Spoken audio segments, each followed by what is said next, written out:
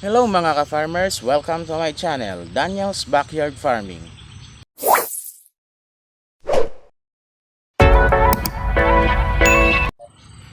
For today's video mga ka-farmers ay kukuha tayo ng bayog or kawayan para pang-poste natin sa ating free range net.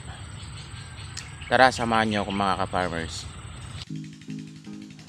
Yan mga ka-farmers, dito nga pala ay sinimulan ko ng tanggalin yung mga sanga na pwedeng makasagabal sa pagkuha natin ng puno ng kawayan mga ka-farmers. At mas madali nating makuha itong target nating puno ng kawayan mga ka-farmers. At yan mga ka-farmers ay sinimulan ko ng putulin itong isang puno ng kawayan at ito ay nakikita nating mas madaling makuha mga ka-farmers.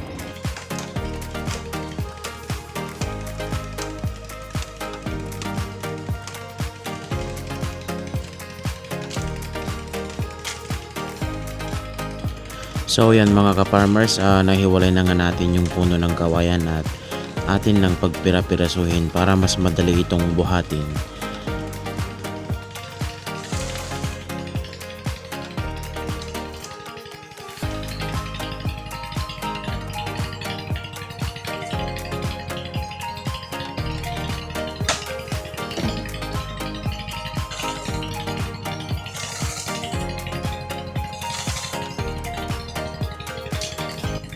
So yan mga ka-farmers, dito ay natapos ko nang pagpira-pirasuhin itong isang puno ng kawayan at atin naman isusunod itong next target natin mga ka-farmers.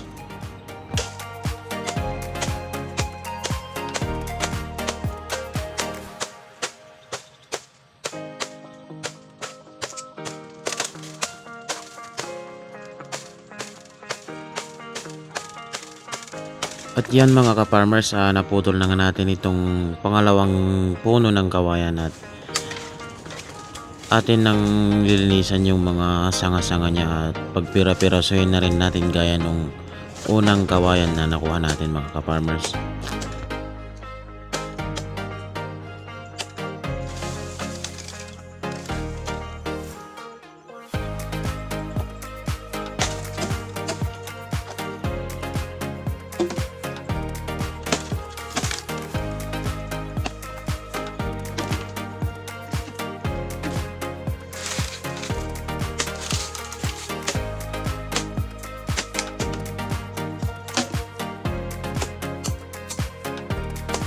So yan mga ka-farmers, nakakuha na pala tayo ng 8 poste. Saktong-sakto na to para sa ating free range net. Mga 20 meters lang naman yung ilalagay natin. Extension lang ng dating kulungan. Yan po.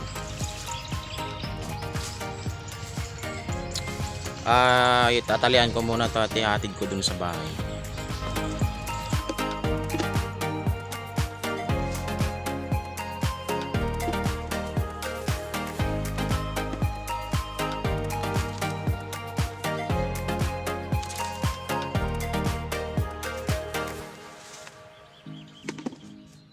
So dito nga pala mga ka-farmers ay may nauna na akong nilagay na pantali natin dito sa nakuha nating mga kawayan. At ito'y naputol nga dahil ito'y puno lang nung yung namumunga ng parang pipino ba. Kaya kumuha na lang ako ng sanga ng kawayan at ginawa ko ng banban at yun ang ginawa kong pantali mga ka-farmers.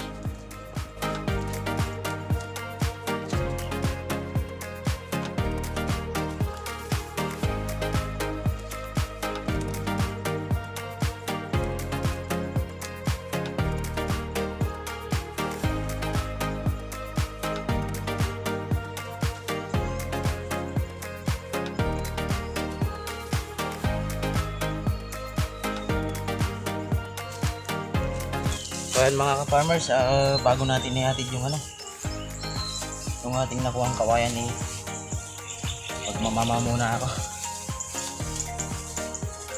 Pangimagas ba?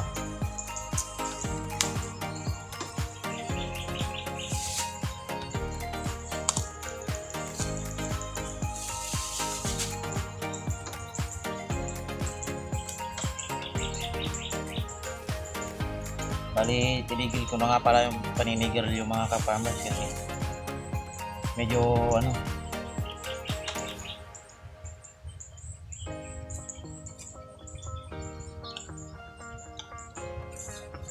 pumapangit na yung pakiramdam natin kasi dahil sa ano, sa usok ng sila.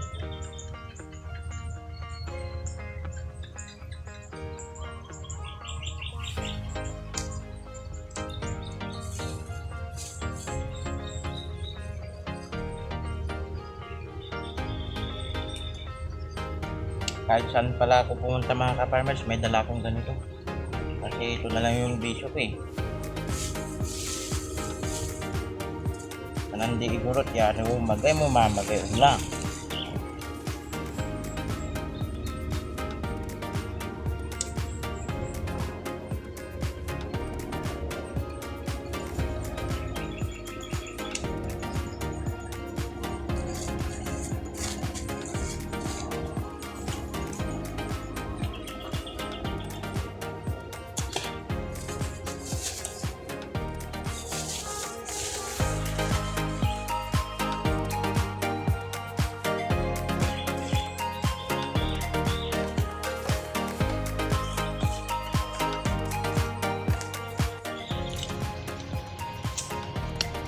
Hanggang dito lang pala yung kaya nating buhatin mga ka-farmers. Medyo malayo-layo din. Alam, kunin ko na lang yung kulong-kulong at sasakay ko na lang dun. Medyo malayo-layo pa kasi. Dito nga mga ka-farmers ay sinakay ko na nga sa kulong-kulong itong nakuha nating kawayan at hindi ko na nga nabidyohan mga ka-farmers dahil kulang tayo sa videographer. So yun mga ka-farmers, mag-ukay na tayo ng ano, paglalagyan natin ng ating poste at mailagay na natin ang ating free range net.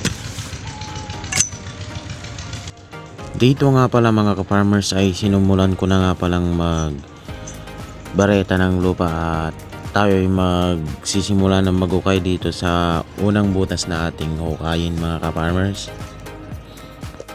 At etong pangalawang butas naman ka-farmers ay medyo okay naman ng sikat ng araw dito dahil nasa silong tayo ng katuray.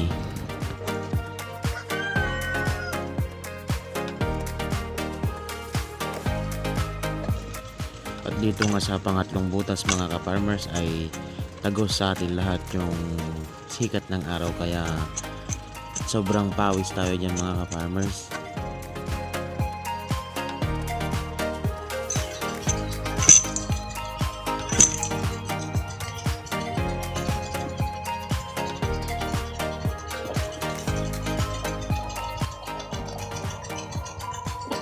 So yan mga ka-farmers, ano? Katatlong butas pa lang tayo pa. Pero basang-basa na tayo ng pawis. Sobrang init kasi. Kuha lang muna ako ng tubig mga ka-farmers. Kaya mga ka-farmers, inom muna tayo.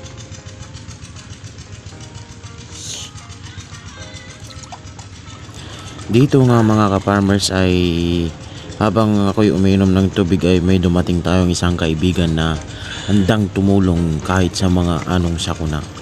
Na. Hey, hey!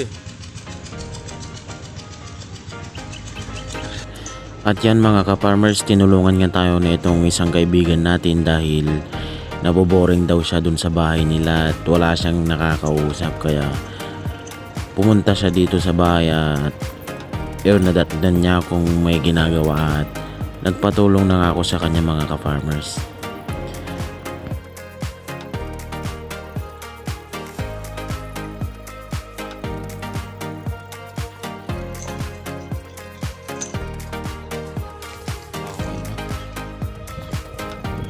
Dito nga mga ka-farmers ay malapit na tayong matapos sa paghukay. Salamat nga pala dito sa isang kaibigan natin, kundi dahil sa kanya ay napadali ang ating trabaho mga ka-farmers.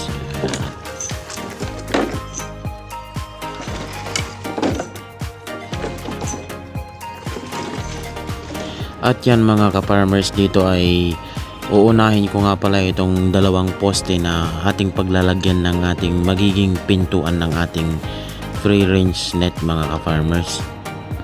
At yan mga ka-farmers ay nilagyan na nga pala natin ng bato yan bilang pampatugkor ng ating poste mga ka-farmers. At sunod naman natin na ilalagay itong pangalawang poste at may kabit na natin itong magiging pintuan ng ating free range net mga ka-farmers.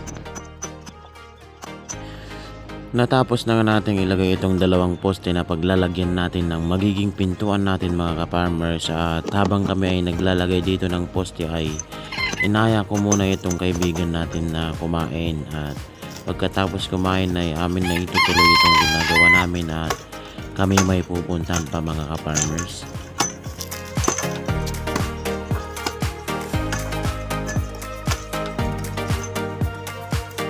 Kakain muna tayo. So ayan mga ka-farmers, pagkatapos lang namin kumain at tutuloy na namin yung aming ginagawa. Dito nga mga ka-farmers ay pinagsabay na namin itong paglagay ng poste at paglagay ng ating range net dahil kami ay may lalakarin pa mga ka-farmers, at kung hindi man matapos ngayong araw na ito ay baka sa susunod na araw na mga ka-farmers.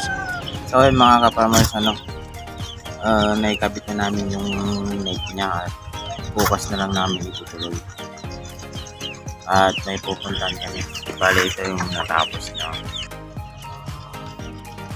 So hanggang dito na nga lang muna itong ating video mga ka-farmers. Sa mga hindi pa nakapag-like, share, and subscribe na sa ating YouTube channel mga ka-farmers, at para updated kayo sa ating susunod na video. See you on part 2 mga ka-farmers.